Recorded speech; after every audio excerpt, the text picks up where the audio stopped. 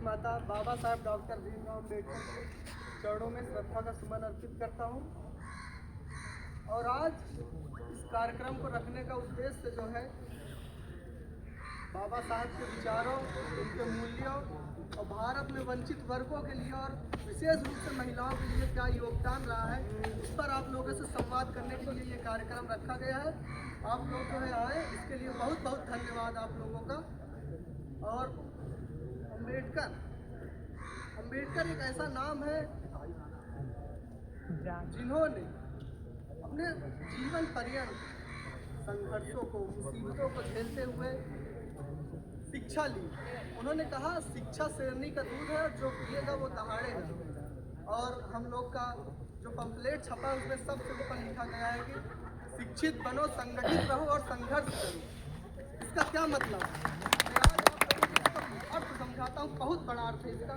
अगर आप लोग समझ गए तो संविधान में जो मूल है डॉक्टर अम्बेडकर के, समता, समानता, बंधुत्व और न्याय, अगर आप इन चारों तत्वों को अगर भारत में अगर व्यवहारिक रूप देना चाहते हैं तो अगर शिक्षित बनो और संगठित रहो, संघर्ष करे को सूत्र को आप लोग समझ लेंगे तो उनके सपनों को पूरा करने के लिए, उनके उद्देश्यों को पूरा करने के लिए ज़्यादा समय नहीं लगेगा। क्योंकि हम युवा हैं और हमारे ऊपर ये जिम्मेदारी है कि हम अम्बेडकर के सपनों का भारत बनाए। जो सपना था उनका समता पे आधारित, समानता पे आधारित समाज बनाने का, उस पर बात करें। तो मैं शिक्षित बनो, संगठित रहो, संघर्ष करो पे अपनी बात रखूँगा। शिक्षा का मतलब क्या होता है? सब यहाँ शिक्षा ही लेने आए हैं, तो मैं आज आप लोगों को अम्बेडकर के अनुसार शिक्षा क्या है उसको बताता हूँ। शिक्षा का मूल उद्देश्य जो है हमारे बौद्धिक विकास का है। शिक्षा वो है जो हमारे अंदर तार्किक, आलोचनात्मक, व्यवहारिक शक्ति देती है। उन्होंने ऐसा क्यों कहा? क्योंकि आज भारत का जो इतिहास रहा है, एक हिंदू समाज में जो वर्ण व्यवस्था रही, उसकी जो खामियां रही, उसमें एक ये है कि एक बड़े हिंदू समाज के एक बड़े वर्ग को जो है शिक्षा से दूर कर दिया गया। इन्होंने कहा कि अगर जो हमें शिक्षा अगर हम ले लेते हैं तो जो है हमारा शोषण है, हमारी गरीबी है, वो खत्म हो सकती है।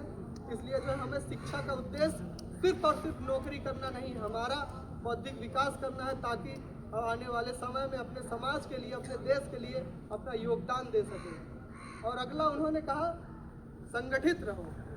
संगठित रहने के लिए क्यों कहा? किसको कहा उन्होंने संगठित रहने के लिए? हमें और आप लोगों को कहा। उन्होंने जब संविधान लिखा तो उन्होंने एक लाइन लिखा, पहली लाइन में कि हम भारत के लोग। तो आप लोग बताइए कि हम भारत के लोग हैं कि नहीं? सब लोग हैं। तो बताइए कि इस देश में जो जाति व्यवस्था है, जो संप्रदायवाद है, जो धर्मवाद है, क्या हम लोग उसके आधार पे चलेंगे कि अपने देश और अपने संविधान के आधार पे चलेंगे? तो आज आप लोग वादा करिए। डॉक्टर अम्बेडकर ने एक किताब लिखा है, जात पात का विनाश, एनालिसिस ऑफ कास्ट। तो हम चाहते हैं अगर आप उनको सच्ची श्रद्धांजलि देना चाहते हैं तो उनके लिए सबसे बड़ा योगदान होगा कि आप अपने मन से जो एक वर्ग के प्रति, एक जाति के प्रति जो नफरत है एक दूसरे के प्रति, उसको खत्म करिए। और जो है अपने अंदर ये भावना लाइए कि हम आज से सिर्फ और सिर्फ भारतीय हैं और हर भारतीय को सम्मान की नज़र से देखेंगे। ये सारे छात्रों का कर्तव्य है।